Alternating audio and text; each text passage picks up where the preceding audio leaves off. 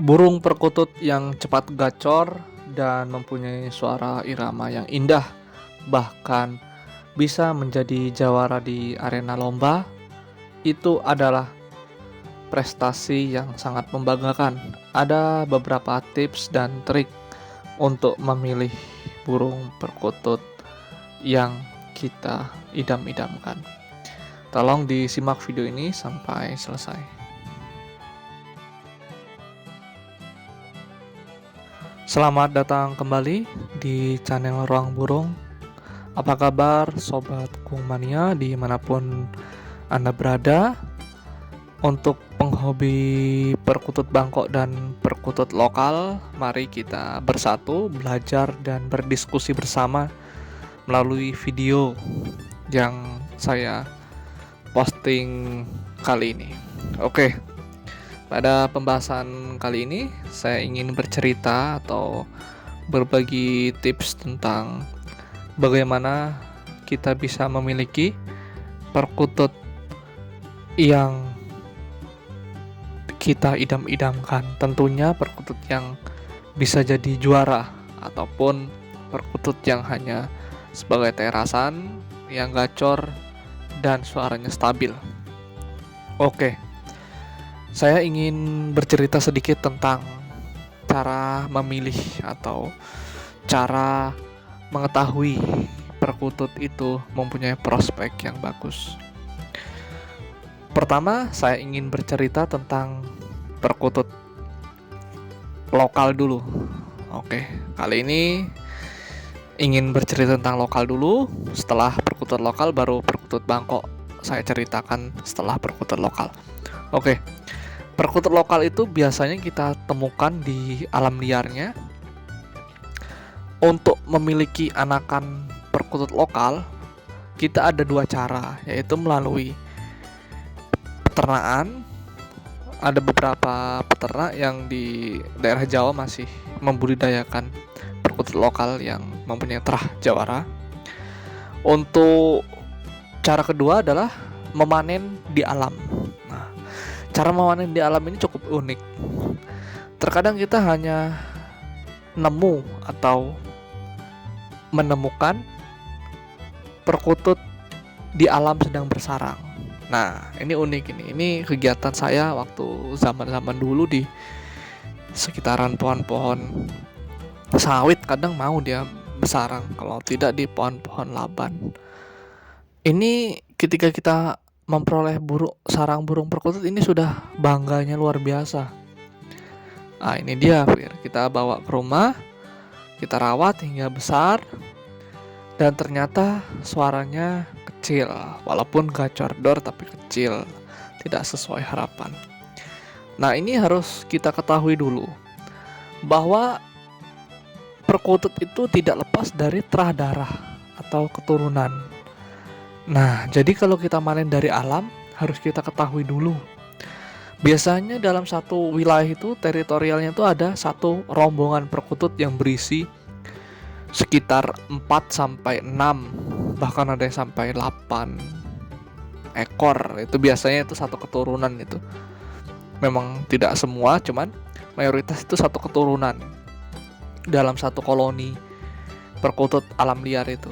Biasanya sampai 8 ekor itu bapak induknya satu, yang lainnya itu anak-anaknya yang kebetulan masih mengikut induknya, berkoloni lah dia di suatu wilayah atau teritorial. Nah, di situ kita patenkan dulu sebelum kita memanen. Kita dengarkan suara bapakannya atau suara kakeknya.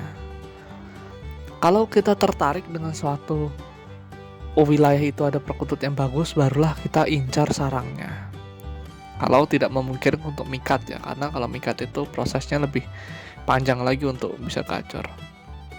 Dan itu pun tidak efisien lah, karena masa induknya kita panen kan, kita pikat, sedangkan kita ingin perkutut alam itu lestari.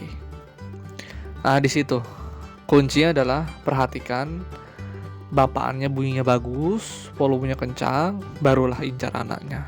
Nah, itu untuk yang di alam liar. Kalau untuk di Penangkaran bagaimana? Nah, kalau penangkaran lebih simpel lagi. Kita pertama harus percaya sama penangkarnya. Kedua, kita pilih sendiri. Kalau penangkarnya bilang, ini bapaan jawara dengan suara begini, kita tes, bapaannya betul bagus, dan anaknya pun di umur 3 bulan biasa sudah mulai keluar suara-suara pinyiknya, suara-suara nututnya kecil. Nah, itu prospek. Itu sangat simpel menurut saya untuk penangkaran. Oke, untuk perkutut lokal alam dari penangkaran ataupun dari panen di alam ini sudah cukup. Nah, selanjutnya kita bahas tentang burung perkutut irama atau perkutut bangkok yang biasa kita jelaskan. Nah, ini ada keunikan khusus karena burung bangkok ini atau burung irama ini tidak ada di alam liar. Ini sudah pasti kalau perkutut bangkok atau perkutut irama itu dapat dari penangkar atau dari pasar burung. Nah, usahakan belilah kepada penangkar langsung. Jadi kita tahu bibitnya, bobotnya. Nah, jadi bagaimana kita memilihnya? Kita simpel saja, kita percaya. Kita sarankan juga untuk peternak-peternak yang sudah bermain di gantangan, peternak yang mempunyai, biasanya ada beberapa perkutut yang udah mempunyai brand sendiri atau merek ring sendiri. Nah, disitulah kita bisa percaya. Nah, tapi satu yang harus saya garis bawahi, kalau kita ingin punya perkutut bagus dengan harga yang murah, itu yakinlah bahwa hal itu tidak ada. Kecuali kalau kita bersaudara atau punya hutang budi mungkin kan, si peternaknya mungkin bisa untuk ganti pakannya aja lah, ganti milletnya bisa. Tapi kalau untuk kita beli dalam tujuan kita sama-sama penghobi, udah pasti kita menghargai sang peternak. Karena jadi peternak itu tidak mudah, saya pun sudah merasakan. Itu sulit jadi peternak itu. Nah, disitulah kita menghargai sebuah proses seorang peternak. Nah, belilah perkutut yang sudah ada prospek. Kalau bisa kita belikan juga beberapa perbandingan. Nah, misal kita beli di peternak A, kita juga beli di peternak B, jadi punya perbandingan. Nanti setelah dewasa perkututnya bagaimana kan. Nah, untuk harga, belilah untuk harga per pasangnya di atas 1 juta. Nah, itu kalau untuk pemula sudah lumayan lah, pinyik di atas 1 juta itu mungkin untuk terasan atau untuk prospek ternak itu sudah lumayan lah. Kecuali kalau kita pengen anakan kandang favorit, ya sudah tentu di atas 20, bahkan ada yang sampai 50 juta per pasangnya kandang favorit ya. Jadi harga itu menentukan kualitas, itu tidak bohong, itu sudah pasti ya. Nah, untuk tahap selanjutnya bagaimana? Setelah kita mengetahui bunyinya bagaimana, terah darahnya bagaimana, terus si peternaknya pun kita percaya bahwa dia sering mengorbitkan burung-burung jawara. Nah, disitulah kita secara tidak langsung kita sudah membeli. Harus kita garis bawahi juga bahwa arti membeli itu tidak membeli burungnya saja atau produknya saja, tapi kita pun membeli ilmunya dari si peternak itu. Usahakan begitu setiap kita berkunjung ke peternak itu. Kita sharing, bertanya, banyak-banyak bertanya, menimba ilmu setelah kita udah tahu. Dan kita pun minta saran, bagaimana dong, saya masih pemula ini, saya pengen untuk materi ternak aja lah, biar kita pun belajar kan. Ah, di situ pasti si peternak itu rata-rata yang sudah saya temui itu bakalan open,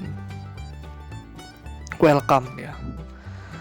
akan mengajari cara-cara trik-triknya beternak begini, suara ini dengan suara ini disilangkan jadi suara ini, dan cara-cara kita memilih indukannya, irama jangan dipadukan lagi dengan irama gitu kan.